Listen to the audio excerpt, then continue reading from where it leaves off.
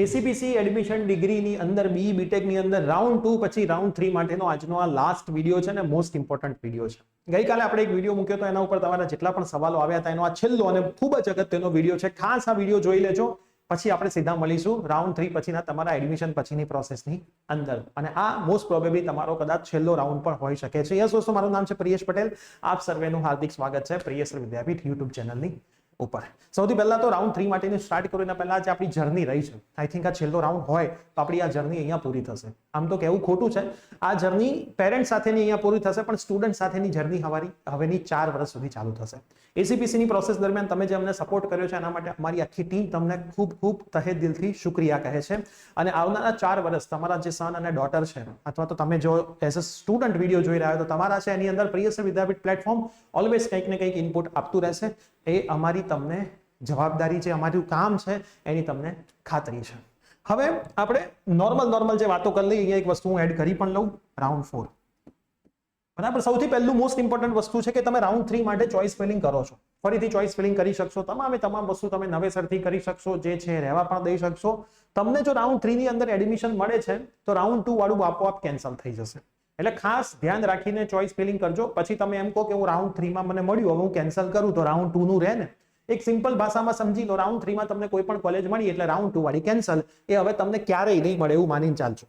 જો રાઉન્ડ 3 માં તમને નથી મળતું ને રાઉન્ડ 2 ની અંદર તમે એડમિશન લેટર કન્ફર્મ કરેલો છે, બરાબર, ફીસ હોય કે ના હોય કન્ફર્મ કરેલું છે, તો રાઉન્ડ 2 વાળું રહેશે જ. તમારે એવી ચિંતા કરવાની જરૂર નહીં કે રાઉન્ડ 3 માં હું ચોઇસ ફિલિંગ કરું તો રાઉન્ડ 2 તો 100% રહે જ ને. આવી કાલે કમેન્ટ હતી, સર તમને 100% ખાતરી છે ને કે રહેવાનો? અને ઘણીવાર આવી કમેન્ટ વાંચીને શું આવે કે જ્યારે કોઈ સ્ટુડન્ટ અમને પૂછતો હોય સાહેબ તમને તો 100% ખાતરી છે ને, બરાબર, તો તમે ધ્યાન રાખો કે રાઉન્ડ 3 ની અંદર એડમિશન ક્યાંય મળતું નથી. તો રાઉન્ડ 2 માં જો તમે સીટને કન્ફર્મ કરેલી હોય તો એ તમારી રહે જ. કોઈ તમારી એ સીટ લઈ શકે નહીં.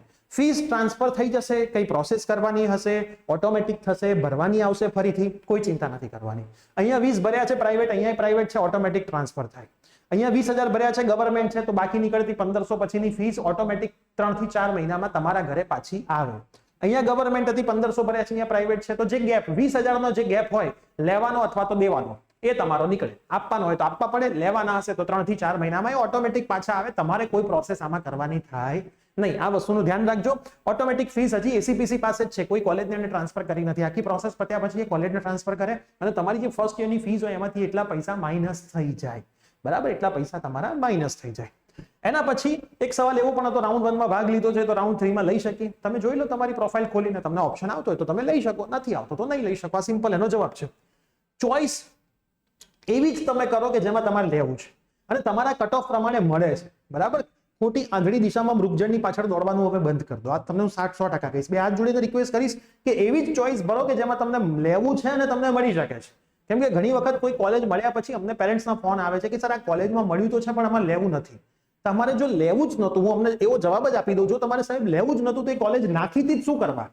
તમે એવી કોઈ એવો તો કોઈ તમે માર્કેટમાંથી મોબાઈલ તો ખરીદો નહીં કે જે તમારે લેવો જ ના હોય, બરાબર. તો તમે એ ચોઇસ નાખો જ નહીં કે જેમાં તમારે લેવું જ નથી, બરાબર. તો તમે નાખો તો શું કરવા? આ વસ્તુનું ખાસ ધ્યાન રાખજો. અને ઓર્ડર પ્રમાણે નાખજો. ગમે તેમ ના નાખી દેતા, ઓર્ડર પ્રમાણે જ એડમિશન મળવાનું છે. ઓનલાઈનમાં લોકોએ ઢગલો ભૂલો કરી છે અને દર વર્ષે કરે છે. એમાં અમે આટલું સમજાવીએ, આટલા વિડીયો બનાવીએ તો એ લોકો નથી સમજતા. એટલે તમે તો ઓર્ડર પ્રમાણે નાખજો, તમે તો સમજુ વ્યક્તિ છો. એના પછી રાઉન્ડ 3 માં કેન્સલ થશે તો ફીસ પાછી મળે કે નહીં? આમ તો મળવી જોઈએ, પણ ઘણી બધી વખત ઘણા લોકોની ફીસ પાછી આવી નથી. એસીપીસી માં ધક્કાઓ કઈ મરી ગયા છે તોય નથી આવી. એટલે હાલ એનું કશું કહી શકાય નહીં, કેમ કે વિથડ્રો નો ઓપ્શન થી કેન્સલ નો ઓપ્શન છે, બરાબર. એટલે એ એક મોટું કન્ફ્યુઝન છે, પણ આમ તો આવી જવા જોઈએ, બરાબર. પણ તમે ધ્યાન રાખજો, એવી ચોઇસ નાખજો જેમાં તમારે લેવું હોય. બાકી ઓફલાઈન મેનેજમેન્ટ કોટામાં જઈને એડમિશન લઈ લો, સમજી વિચારીને ફીસ ભરજો. એટલે રાઉન્ડ 3 માં તમારે ફીસ ભરવાની આવે તો આની વાત છે, બરાબર. બાકી રાઉન્ડ 2 ની રહે છે તો તમને ગમતી જશે. હવે કટ ઓફ કેટલું ઊંચું નીચું જશે, તો એના માટે તમને એક સારી વસ્તુ કહી દઉં કે જો સારી કોલેજો હોય, ટોપની કોલેજો હોય, તો એની અંદર તમે છે ને મોક રાઉન્ડનું કટ ઓફ જોઈ લો, બરાબર. મોક રાઉન્ડમાં જેટલા અટક્યું હતું, માન લો કે કોઈ કોલેજમાં મોક રાઉન્ડ 1200 અટક્યું હતું, તો એ મોસ્ટ પ્રોબેબલી 1350 કે 1400 સુધી જશે, બરાબર. મતલબ મોક રાઉન્ડના કટ ઓફ કરતા થોડુંક નીચું જશે સારી કોલેજોની અંદર. જે કોલેજો 15,000 પછીની છે તેમાં તો 5-5, 10-10 હજારનો ફરક આવી શકે છે. 15,000 ક્યાંક ક્લોઝિંગ થયું હોય, 12,000 ક્લોઝિંગ થયું હોય, તો એમાં તો ઘણો બધો ફરક આવી શકે છે. હવે આ દુનિયાની કોઈ વ્યક્તિ એવી ના હોય કે જે પરફેક્ટ ડિજિટ કહી શકે. તમારા મેસેજ ઘણીવાર આવતા હોય કે સર આ કોલેજમાં આટલો ગેપ આવી શકે. બેટા હવામાં વાતો ના થાય, આપણે ભરવું જોઈએ. આપણે સારા કર્મ કર્યા હશે તો નીચે આવી જશે, નહીં કર્યા હોય તો નહીં આવે, આવું માનીને ચાલવું જોઈએ. અને જીવનમાં સારા કર્મ ઓલવેઝ કરતા રહેવા જોઈએ. બરાબર છે? તો બહુ સારી કોલેજમાં બહુ ડાઉન નહીં જાય. મોક રાઉન્ડ જે હતું એના કરતા 100, 150, 200, 300, 400 સુધી ડાઉન જશે. હા, નસીબ હોય તો 1000 ડાઉન જતું રહે એ કોલેજ પર્ટિક્યુલર એ બ્રાન્ચમાં, પણ એ બધું ખેલ નસીબનો અને કોણે કેવી રીતે ચોઇસ ફિલિંગ કરી છે એનો છે. અને 10, 12,000, 13,000 એમાં તો ઘણો બધો ફરક આવશે. હવે તમે એમ કહો કે સર આ મોક રાઉન્ડના મારે ક્યાં જોવા આવે? કશું કરવા નથી. આપણી એપ્લિકેશન છે, ડાઉનલોડ કરી લો, બ્રીએસઆર વિદ્યાપીઠ, નીચે ડિસ્ક્રિપ્શનમાં લિંક છે. એમાં તમને છે ને હોમ પેજમાં માય કોર્સમાં એક કોર્સ મળી જશે એસીપીસી એડમિશનનો. એમાં એસીપીસી એડમિશન 2024 ક્લિક કરવાનું, આનામાં તમારે ડિગ્રી એડમિશન બીટેક ક્લિક કરવાનું. એપ્લિકેશન લોગિન કરીને ત્યાં ચેટમાં મેસેજ ના કરતા, આ મારે જોઈએ છે. તમને મેં જેમ શીખવાડીને એમ કરજો. માય કોર્સ દેખાશે, એન્ડ્રોઇડ હશે તો iOS હશે તો લેફ્ટ સાઈડ માય ઝોન દેખાશે. એમાં તમને એસીપીસી નો એક કોર્સ ફ્રીમાં મળ્યો હશે. એમાં આ બધું કરવાનું છે.